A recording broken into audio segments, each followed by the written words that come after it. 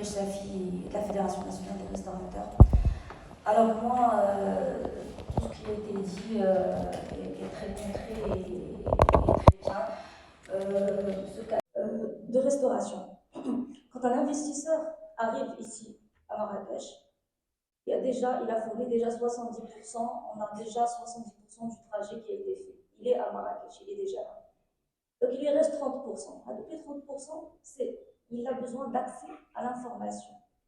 C'est très difficile d'avoir l'accès à l'information. Moi, pendant un an, pour vérifier ça, j'ai fait la tournée avec la délégation du tourisme, j'ai fait moi-même la tournée de toutes les maisons d'hôtes, avec toutes les commissions, les commissions les restaurants, pour connaître les problèmes qui sont réels. On a un problème d'accès à l'information. On a un problème, l'investisseur, quand il vient, il ne sait pas où aller. Il vient chez nous, quand il vient chez nous, il a déjà perdu 70% de son investissement ailleurs. C'est-à-dire qu'il est parti voir les mauvaises personnes. Je remercie monsieur Salubi qui nous a, c'est grâce à lui d'ailleurs qu'on est là, et puis qui nous a donné l'opportunité de travailler en cohésion, parce que je trouve que c'est très important que les associations professionnelles travaillent avec les CRI.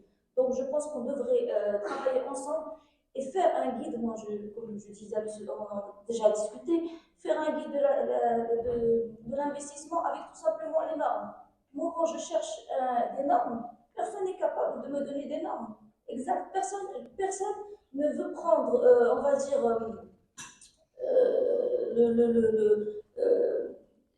la responsabilité de me donner un cahier des charges.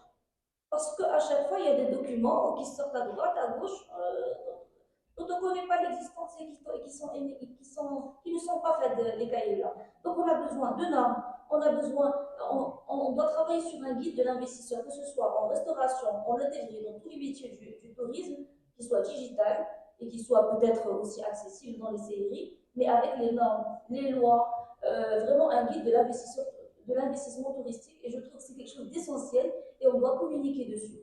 Et l'investisseur, quand il vient au Maroc, il faut que nous, même nous en tant qu'association professionnelle et toutes les autres associations professionnelles, le dirigent directement vers le CRI pour qu'il n'aille pas voir les mauvaises personnes et pour qu'il ait finalement une bonne image du Maroc, parce que je suis désolée de le dire, ils se sentent un peu lésés quand ils rencontrent les mauvaises personnes. Et quand ils rencontrent les bonnes personnes, voilà, le Maroc ne peut faire que grandir et montrer une bonne image et attirer encore plus d'investisseurs, parce que les investisseurs parlent. Voilà, c'est tout ce que je voulais dire. Merci beaucoup.